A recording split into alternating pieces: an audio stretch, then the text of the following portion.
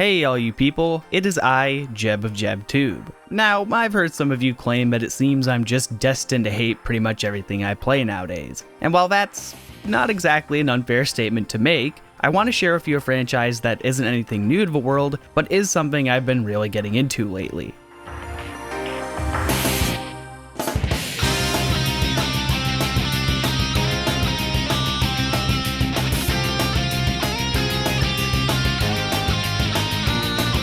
A video game series that, let's be real, most people these days probably remember exclusively because of Captain Falcon's presence in Super Smash Bros. I mean, nothing wrong with that. If anything, I'd say it's powerful stuff. Had I not been introduced to this killer music, this sense of never-ending speed, and this incredibly hokey cast of characters through the Smash series, well, I may have never been inclined to look into it at all. But unfortunately, my young mind has only recently tapped into this hidden gem of a series, and while Super Smash Bros. Might have invigorated a following for F-Zero, that vigor wouldn't last for too long. It's commonplace to say that's a damn shame, but the extent of that is what I want to talk about today. Because, oh boy, I may not really be an F-Zero expert, but I think I get it. I think I jive with this one, and in the event that it never returns, I feel more people are obligated to throw their takes on the series out there. For me personally, without the biases that come with growing up on it. So why is this F-Zero so great? Well, to answer that question, we must first look at F-Zero, the Super Nintendo game.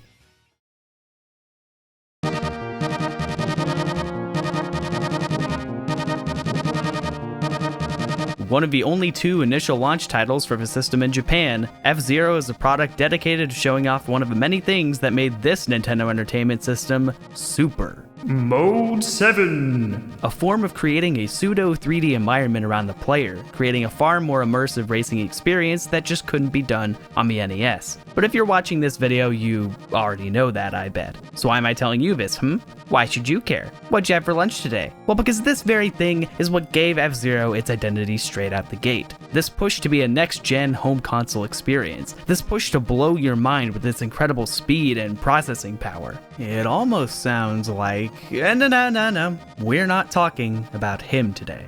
But speaking of blue speed demons, Captain Falcon himself. Apparently, he was originally envisioned as the flagship character of the Super Nintendo. Yeah, that didn't really pan out. Mario was already Nintendo's beloved poster child on NES, and further cemented his place on the throne by starring in Super Mario World, the other game that launched alongside F-Zero. Despite this, the idea of Captain Falcon just goes to show the intent behind F-Zero. This time, it was a man's game. This time, you were really playing with power. But something that bold was, in truth, a pretty simple game made by like 12 people. You start it up, and you only see 4 racers to pick from. Captain Falcon, Dr. Stewart, Pico, and Samurai Goro. You don't ever really get to see these racers in-game, just their vehicles, but as with many games at the time, the secret is in the manual. The game's extra material is filled with cheesy comics and excerpts that showcase just how much of a badass dude this Falcon guy is. And the rest of the racers are futuristic, over-the-top, and alien in nature. A relic of a time?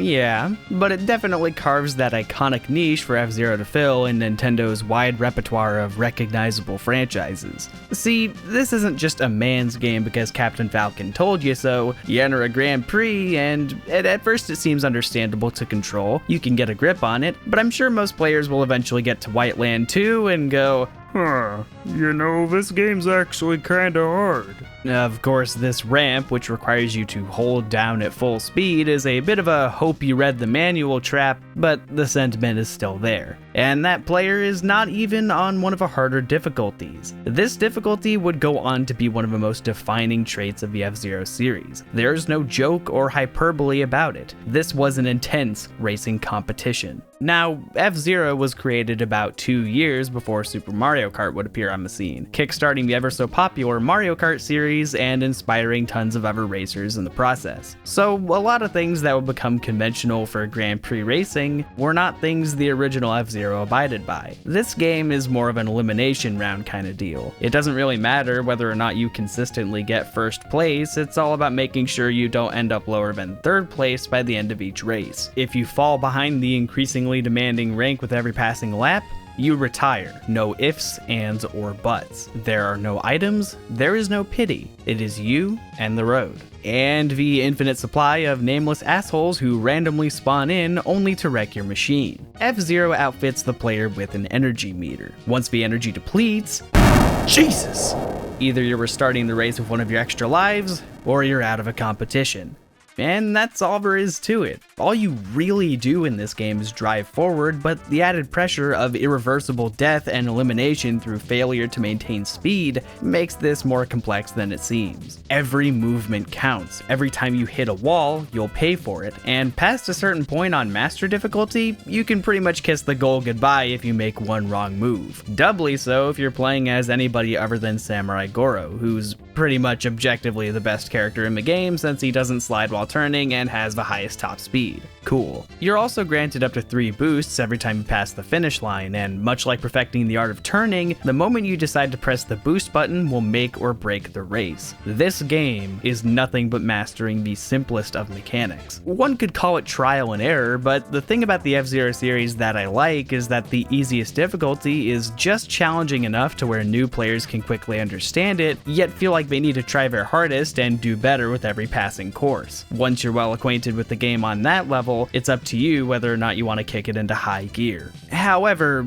even with that said, I feel like this game can dip into some pretty frustrating territory. I'll wait a little bit to explain how, as I think the next game's improvements alone can illuminate the issue. Before I get into that, I think it would be criminal to not highlight one of the most recognizable aspects of F-Zero, and that would be its music.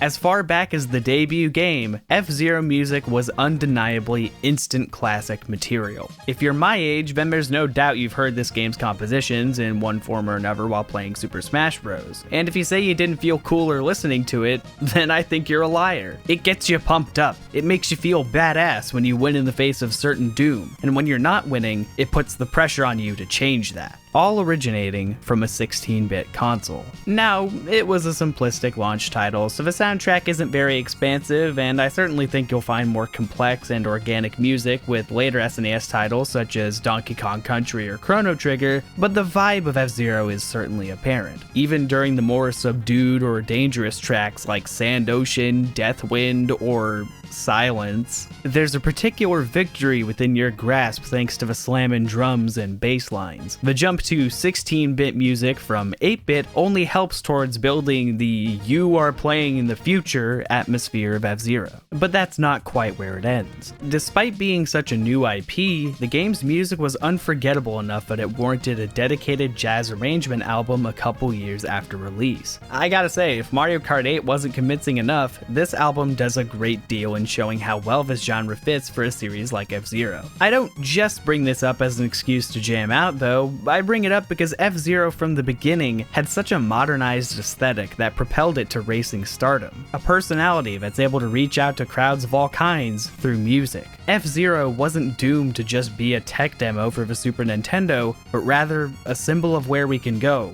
from here.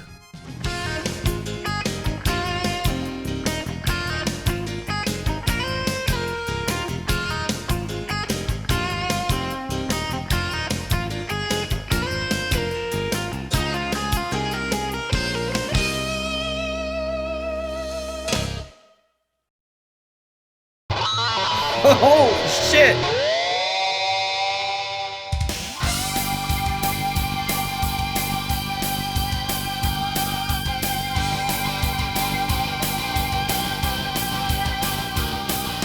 Released in 1998 for the Nintendo 64, the new F-Zero pushes racing to the extreme. Not funny. Featuring full 3D action, gravity-defying courses, 30 wacky racers to pick from, and a stable 60 frames per second. This game was here to make your system catch fire. only with the benefit that you won't have to get a new one. This game is already a worthy successor to the original F-Zero in concept. In every way, it's just taking the idea of the original and expanding it as much as it can while relegated to the N64. You want more racers? We got those in bulk. And man, these racers are crazy. We got superheroes, supervillains, robots, animals, and a human form of James McCloud from Star Fox 64. Yeah. When it comes to practicality though, there's a lot more to think about in F-Zero X. Starting up a race here with the trusty Blue Falcon, I can already claim the number one thing which makes this game a hell of a lot better than its predecessor is the analog stick. In the original game, I often found it very frustrating when you get bounced around like a damn pinball, and it will feel very difficult to recover from that because every time you tap left or right on the D-pad, your vehicle would twist and turn until eventually you're back on track. I understand the idea is to not get into that scenario at all, but even while making standard turns, I never felt like I truly knew how far I was going to be leaning because with the D-pad, it's all or nothing. I'm either making a big turn left or I'm repeatedly tapping the thing and hoping I turn at the proper angle. Even while using the L and R buttons, there just isn't enough of a game feel for me to know how much I need to put into a turn sometimes. I hate to be that guy, but I truly feel that a lot of the original game's difficulty comes from a stupid D-pad and other things meant to take control away from you, like the wind in Deathwind, or the fact that no matter how fast you may be moving, the computer players are consistently on your ass, but the game doesn't have to keep track of every sprite's position. So this means that on higher difficulties, they'll just get everybody to rear end you, and if you have trouble maneuvering your way out of it, you're donezo. With the analog stick though, I have the nuanced control to be able to know exactly where my character is heading, and I'm able to smoothly weave my way through a crowd or around tight corners. If I get into a sticky situation, it feels like I'm in control to be able to fix it. Each racer's machine is differentiated by their weight, body, boost, and grip. In other words, it's still all about how they feel to control. It'll be a universal constant in this series that it's all down to the player and how they operate. No special moves or items or any sort of weird perks like that. But in 3D, that makes such a big impact that wasn't there in 2D. Courses now have loop-de-loops, cylinders, tunnels, massive jumps. It gives me a severe sense of vertigo. You go so fucking fast in this game that if you're not careful, you'll just ascend right off a track. It'll eventually be instilled in you that you're driving a weighted rocket ship, not a car, so vertical direction is something you also gotta keep in mind. With tracks as active and mobile as this, that's all the more reason for you to be cautious of what each racer can do. Some use their weight and top speed to just power through everything, but others can breeze through like a feather in the wind. There's all kinds of crazy shit you can do in this game simply through them giving this level of speed a third dimension, but you ain't gonna catch me trying any of this stuff. And of course, to allow the player this level of precision and skill, the developers targeted 60 frames per second, a rarity on the N64, especially for a game that doesn't rely on 2D sprites. One could say the game looks very plain as a result, but I will gladly take it, as the mere act of moving at these blistering speeds is more visually appealing to me than the road I pass over. It was apparent that the basic 3D gameplay and performance was top priority with F-Zero X, but on a more fundamental level, what does F-Zero X do that separates it from just being a radically coded 3D version of the original? Well, to that I say the dedication to skill-based design philosophy only continues with what I perceive as improvements to the game's core. Now the game is more of your standard Grand Prix. You earn enough points by the end of a cup, and victory is yours. No more elimination rounds, and no more infinite supplies of random goons to get in the way. It's a competition between you and the 29 other racers in the game, but in exchange for the more traditional premise, there's one change that really spices things up. Once you pass the first lap, you'll get boost power.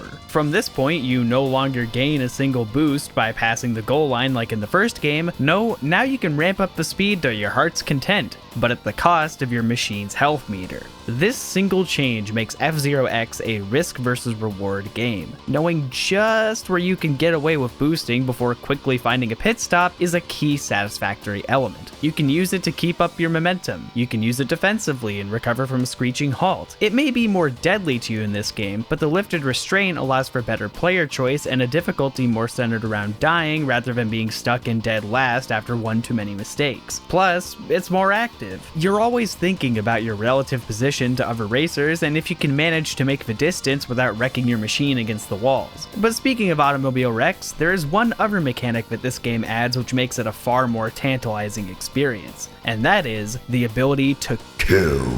Death is not an obstacle that belongs only to you in F-Zero X. You can flat out destroy another racer by ramming them off a cliff or slamming them into a wall, and this will ensure that they get 0 points for that race, causing you to take a massive lead in the overall Grand Prix. The game will also explicitly tell you who you want to be aiming for in case you can't remember who's who by each vehicle. I don't blame you, Super and Mrs. Arrow look exactly the same. So yeah, what this basically results in is a level of greater strategy that makes finishing a Grand Prix all the more gratifying. You aren't totally fucked if you botch your second or third race, so long as you can catch up to the competition and put them out of commission. Ooh, and there's also this move where you can turn your machine into a Beyblade. It'll slow you down a good bit, but it can be used to clear out an entire crowd, and this is the most addicting shit ever to pull off. Boosto fire! And hey, if you manage to take out 5 racers in a single round, you'll get an extra life. It's because of this one mechanic, the ability to do to others what they have always done to you, that I feel like F-Zero X encourages players to not give up during a Grand Prix. There's a way you can turn the tables whether you've died too many times or if you've been slacking in the rankings department. You have to really feel it out for yourself to get what I mean. However, there's another key factor in making this game so fun, one which you don't have to be there to experience, and that is its killer soundtrack.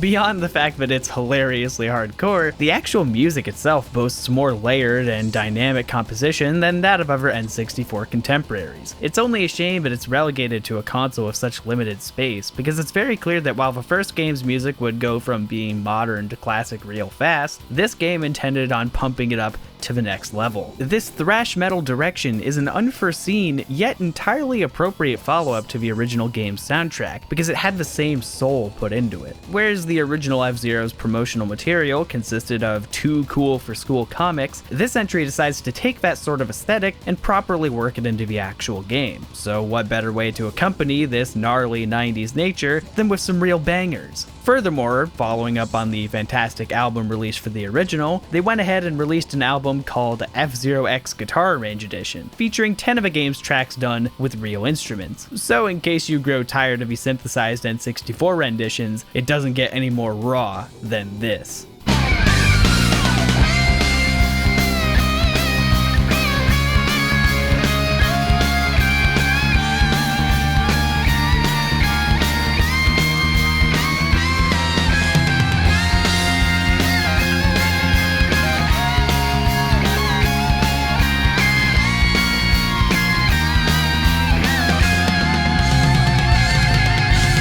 And truly, I think that's all I got on this one, because the thrill of a racing sport kinda is the game. I mean, sure, true to what I said, F-Zero X elected to expand on the original in every way, and this did include alternate modes, such as Death Race and multiplayer, but I don't really have much to say on these. In Death Race, you go around and kill people, I guess, and unless all your friends know what they're doing, F-Zero doesn't really lend itself much to local multiplayer. No real shenanigans to be had when the game is so focused on skill and difficulty. It's basically just a speedrun machine at that rate. But honestly, the simple truth is that I'm just too lazy, concerned with my friend's personal being during these troubling times to bother with a bunch of versus battles. I kinda have a point I'm trying to make here with this whole thing, so for brevity, I'm not gonna really dive into the Japan exclusive expansion kit released for the N64 disk drive, although it is really neat. Never played it, but hey, it's got a machine and track editor.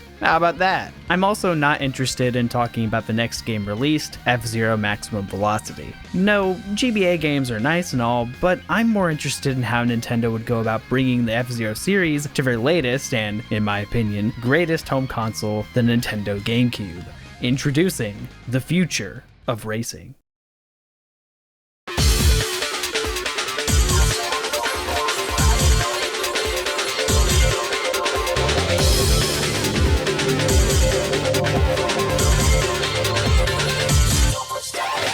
F-Zero GX. It's like F-Zero X, but with a G. This game is known for many things, but I think its development history is one I can't really go without noting. It's now well into the 2000s, and Nintendo's longtime rival Sega had finally raised their white flag, ceasing console development. However, with the company's shift from first to third party, a beautiful friendship could begin with its old competitor. By this point, Sega was still looking to expand interest in their arcade market, which led to a discussion with Namco about the possibility of using Nintendo's GameCube technology to create a new arcade system.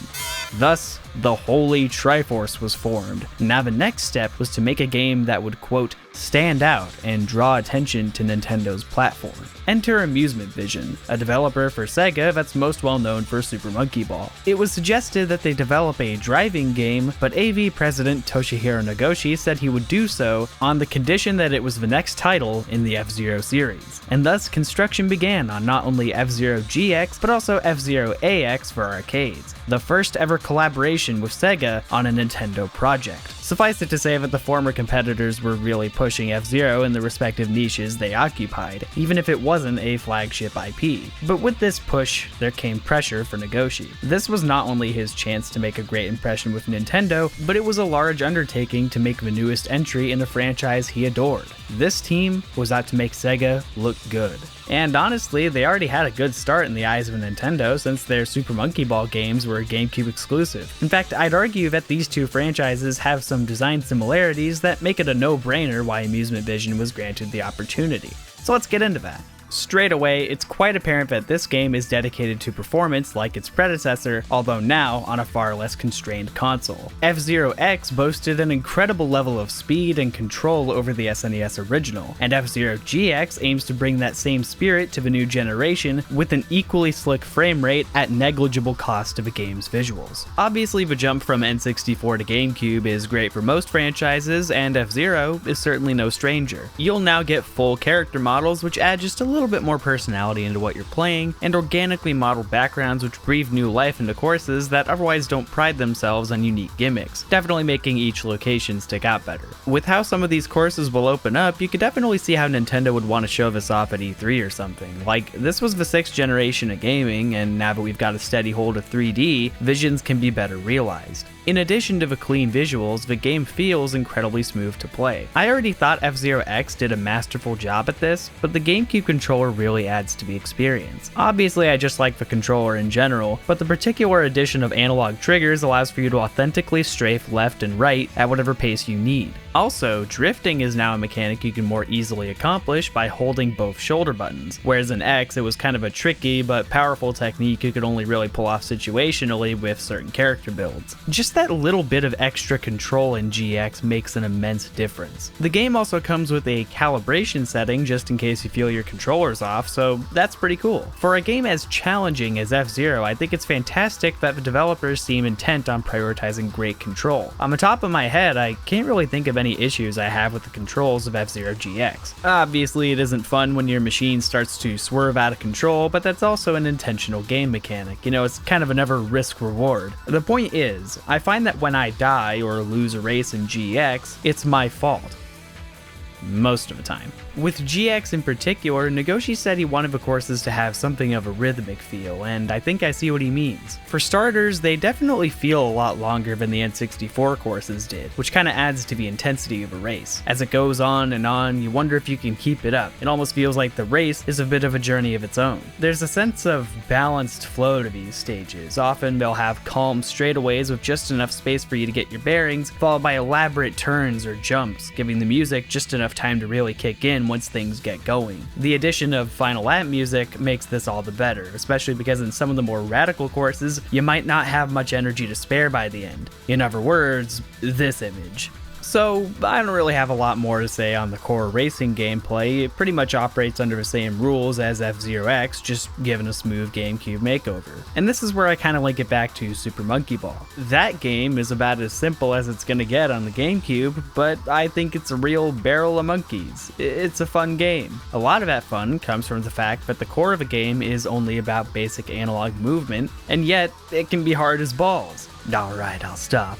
Now, F-Zero definitely has more going on, that's for sure, but when approaching the idea of making a new game in the F-Zero series, Amusement Vision seemed to tackle it like they did their own Super Monkey Ball. F-Zero GX doesn't really introduce an array of new gimmicks, it didn't complicate the control scheme, it didn't add, backflipping clowns who throw VCRs, it was just F-Zero. And that makes it sound like a rehash or something, but it's not meant to, as the focus was simply on making the best iteration of what already existed and flourished on its base gameplay, just like Super Monkey Ball 2. Now, it'd be pretty lame if all I had to say on F-Zero GX was, "It's F-Zero, but on the GameCube." So luckily, there's more to this game than its Grand Prix experience. Again, they wanted it to be the best, not just more of the same. So let's get on with, oh man, oh boy, the infamous story mode.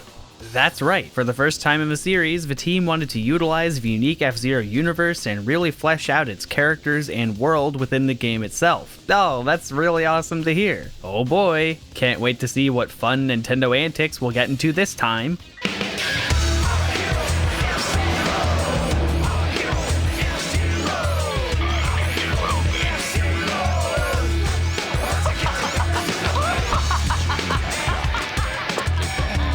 Okay, so these cutscenes are pretty out there. To say the CG animation hasn't aged well would falsely imply that it looked great for the time, and even without dialogue, you could tell something's a little goofy about the sound design. It has a distinct, uncanny energy to it with the swanky music and Black Shadow laughing like a pansy. Once you check out the scenes with dialogue though, the audio balance is so bad that Sonic Adventure 2 Battle would blush, and this is some of the worst voice acting I've heard in my entire life. The casting is wrong, the delivery is wrong, the direction is wrong. It is like I want to just watch all the cutscenes with you, but that's what the YouTube uploads are for, so I'll have to pick between my favorite children for this one.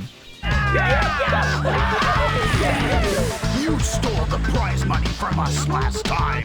You will pay for that. The next race is going to start. Hey, where do you think you're taking me? Wait!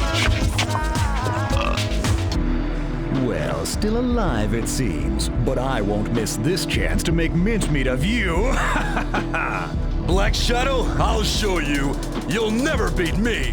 Oh my god. And no, there's no Japanese voiceover, the hokey antics are here to stay for players of all regions. Honestly, despite what any interview will say, there's no way they didn't do this shit on purpose. It couldn't be, because the story itself, well, it's one of the ages, I gotta admit. Right, so you start up the game, and the first thing you see is Black Shadow essentially getting stuffed in a locker by this new mysterious bully who demands that he win F-Zero races. Black Shadow is supposed to be this ruthless villain, you know, kind of Captain Falcon's arch nemesis, but the entire game he just...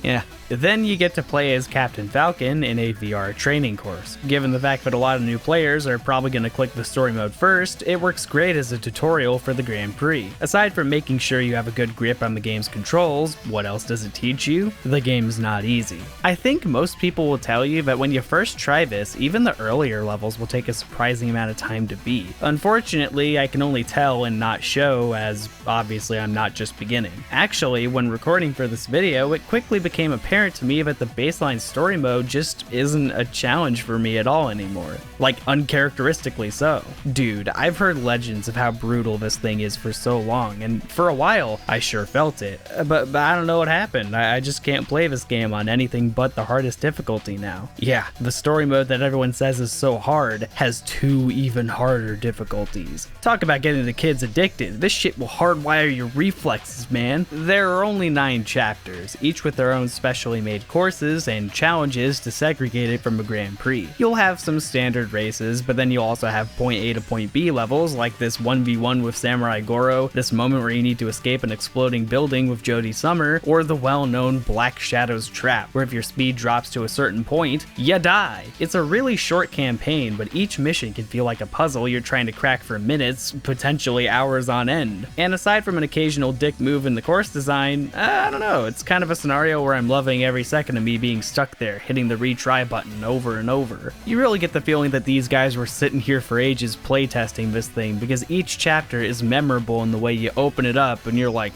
oh boy, the last mission was hard enough. What are they gonna do to me now? In fact, I noticed that I now have a decent amount of hair on my chest upon playing this. And of course, I don't really think that's very attractive, but anyway, to get back to the story itself, the context of these missions is a bunch of filler until Chapter 7. It's literally just Captain Falcon running into all sorts of weird trouble on his way to the next Grand Prix. And then when you get there, the game's gotta jump the shark to get to the other side. After Black Shadow fails to get rid of Captain Falcon using his oddly specific speed bomb, our hero once again prevails in the next F-Zero Grand Prix. Suddenly, out of nowhere, the bully from the beginning of the game shows up and frickin' disintegrates Black Shadow. That looks so awful. This guy announces himself as Deathborn, leader of the F-Zero underworld. Yes, you heard right. Satan himself wants in on that racing action. Why don't you and I race each other tomorrow? Surely, as champion, you have to accept. Okay. Our champion accepts this new challenge and goes to the underworld where Deathborn, I shit you not, tells Falcon that both the underworld and our world have champions belts that, when combined, decide the fate of the entire universe. How did the universe become tied to man-made hovercar racing? Why did Deathborn need Black Shadow to get the champion's belt of the overworld? I couldn't tell you, but fuck yeah, let's go! The race with Deathborn is a grueling challenge littered with magma, bombs, tight corners, death ceilings, and fittingly aggressive AI behavior. Truly a hellish landscape for all to behold. And yet, that's not even the end of it.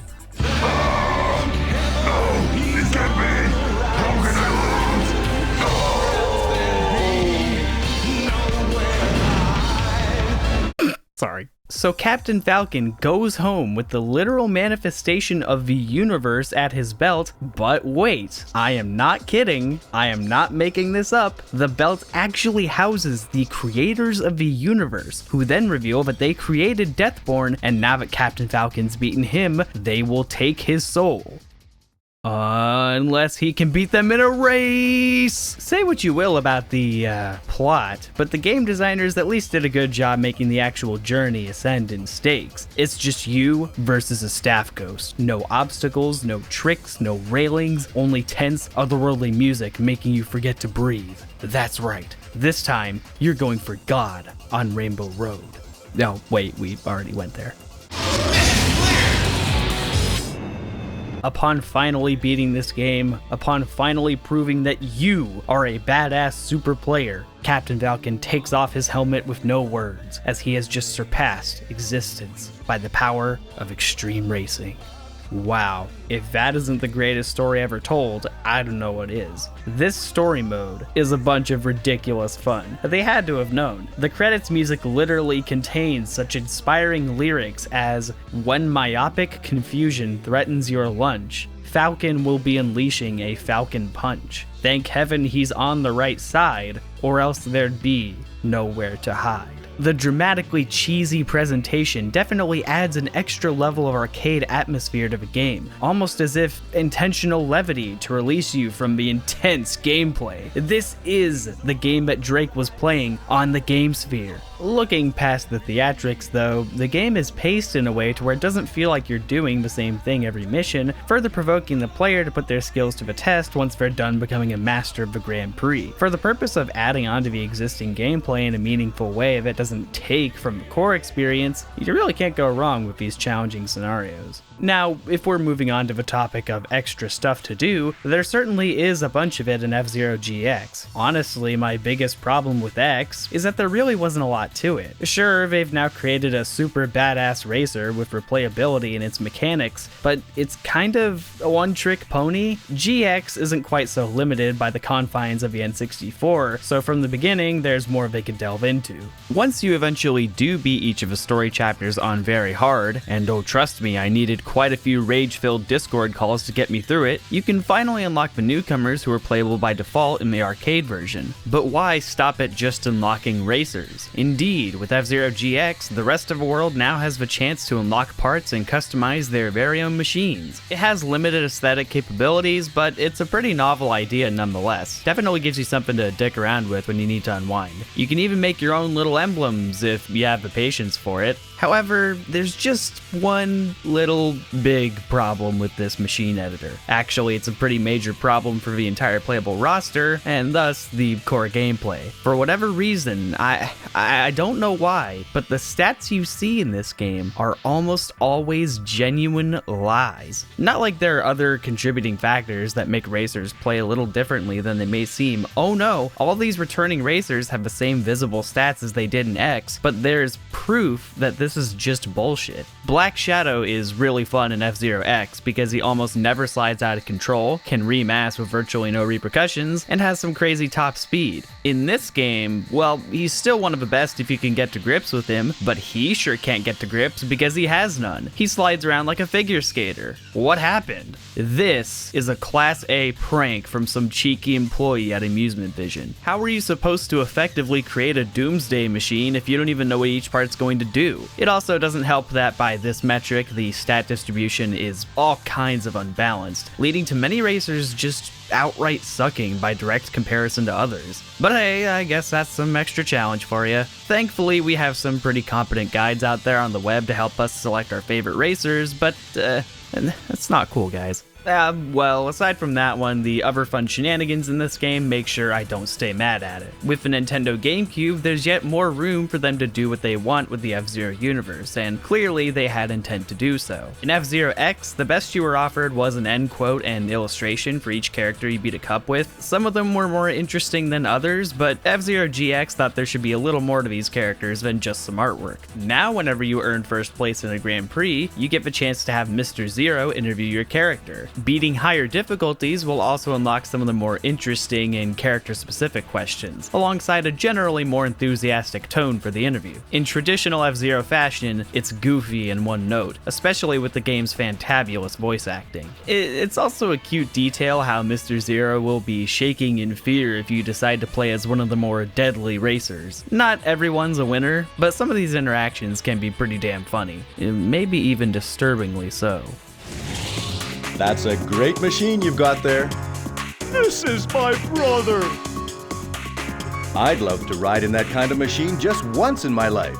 But if you thought that was weird, if you thought the F-Zero GX team had exhausted their stash, you'd be dead wrong. Folks, in this game, if you bust your ass to beat a cup on master difficulty with the character of your choosing, you will unlock their special victory FMV. Viewer discretion is advised.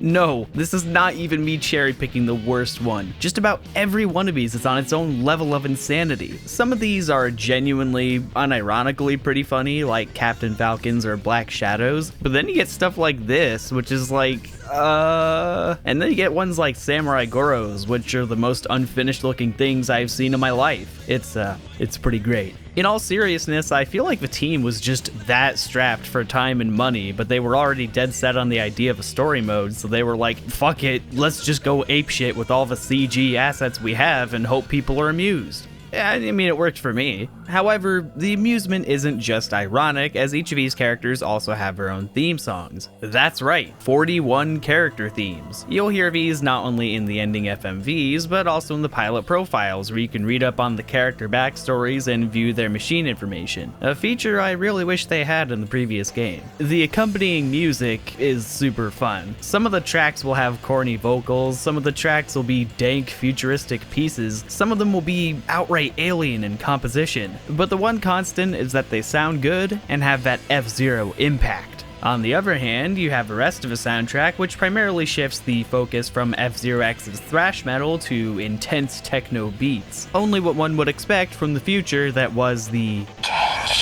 This soundtrack is as Sega as it gets. Tons of adrenaline pumping, arcade music with stylish solos and engaging instrumentation that solidifies the legacy of the music right up with its classic brethren. It'll be hard to pick some favorites, but I do feel I must.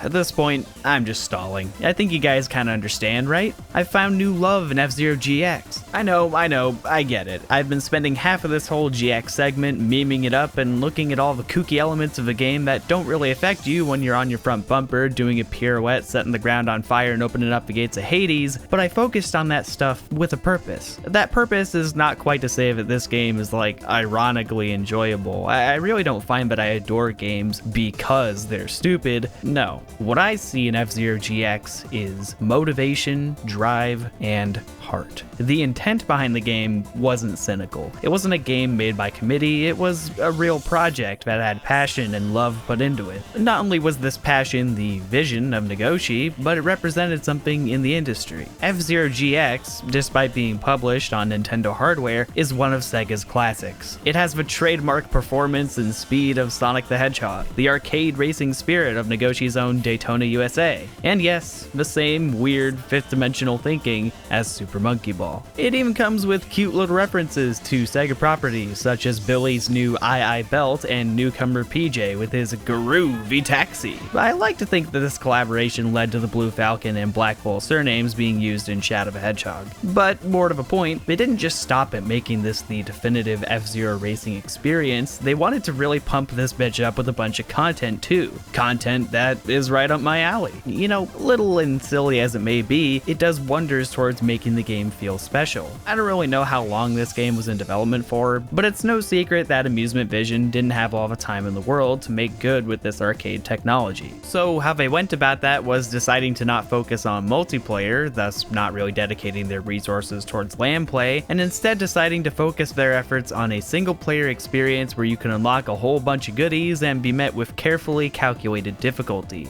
Difficulty which will create unforgettable memories. Truly, I think the legacy of F-Zero GX could be best summed up by a statement from longtime F-Zero artist Takaya Imamura, who took a role of a supervisor for this title.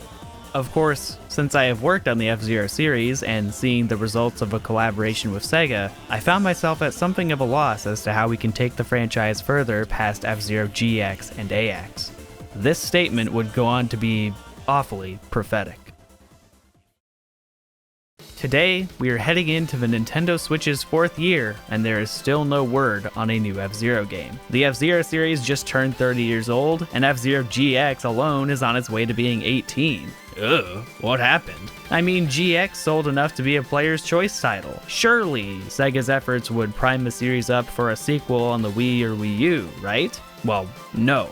But if you could believe it, 2003 contained even more for F-Zero than just GX and AX. An entire anime series known as F-Zero Legend of Falcon, or GP Legend in the West, was produced and released with a GBA tie-in video game. I won't really talk too much about these here, but I will say that the animes surprisingly stand out. Nothing really amazing, but there was a decent attempt here if you're looking for them to take just about all the characters from the games and actually tell a story with them. It also has a stellar theme song and this famous theme, which I've played on repeat, oh, so many times.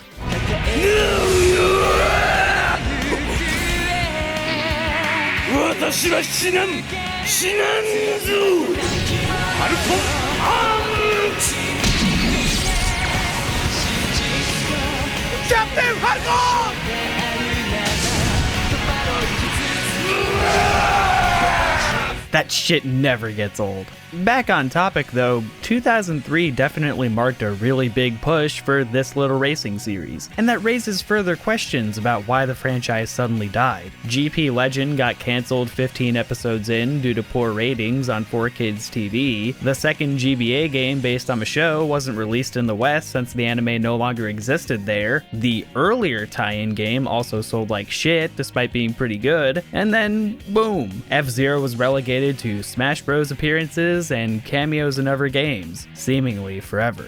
But surely we can't blame the failure of these lower budget handheld games for the loss of our precious F-Zero, right? Point taken, but still, could these really undo what the previous console games achieved? Well, the truth is that while Nagoshi and Imamura may regard F-Zero GX fondly, the business side of a coin is a lot moldier. The F-Zero series, at least by any observation that we can make with the current sales data, only declined in units sold since its first outing. Certainly X and GX sold enough to be considered successful, but the long term didn't look so exciting to Nintendo. Particularly, any word we've received about the future of F-Zero has usually come from Shigeru Miyamoto, and it's not been great. In an interview with Entertainment Weekly in 2007, Miyamoto outright said that Nintendo was not pleased with the results the other development teams gave F-Zero. It seems kinda clear that the big F-Zero push in 2003 was expected to really boost the series from its then current status. The idea that it didn't was enough for Miyamoto to believe that F-Zero had run its final lap, going on in 2012 to say that he thought people had gotten weary of F-Zero, which then leads to the question that Miyamoto seems most concerned with when met with the prospect of a new F-Zero. Why F-Zero? What do you want that we haven't done before? Now, this is where most people would probably say Miyamoto is pretty out of touch. I mean, the only breadcrumb we've been given is that he wants a new controller interface that would make a new F-Zero game interesting again. I don't know, looks pretty unique to me, but if I may be so bold, I think there actually is a solid point hidden within the madness. Don't get me wrong, I don't think I'm on Miyamoto's wavelength. The dude says the series has evolved very little, which, no, I would actually argue that it's evolved to a fault. You see, his question of what do you want that we haven't done before is actually a valid one, which is why I'm so puzzled that he wants what sounds like a controller-centric gimmick. The series procedurally built upon foundations that already existed in the past. That was its bread and butter. F-Zero wasn't this game that they would just throw about and play ball with. It was a hardcore experience. Emphasis on the core. If the gameplay can only be marginally changed from that point, what does that mean? If I'm to take a guess, I suppose this is one of those Nintendo innovation moments, where they don't want to do something standard. They would rather come up with some unforeseen idea and hope it works. Maybe that's what Miyamoto has been seeking this entire time, but I think that'd be a questionable idea with a series so mechanically tuned as this. And perhaps he does too. Sure, we could go ahead and make a new F-Zero game where we get an adventure mode that involves going around and falcon punching people, and, well, actually that sounds fucking awesome. But the problem is that something like that would take major time away from polishing the core racing. Something like that could easily split the player base and lead to awkward compromises. Changes made to the actual core gameplay could lead to reactions that rival that of Star Fox Zero. It's something to be careful with. I guess then the question remains to be answered. What do I want in a new F-Zero? The answer is, I don't know. The more I think about what a new F-Zero game is, it is just GX with an HD coat of paint and some new extra features. But what after that?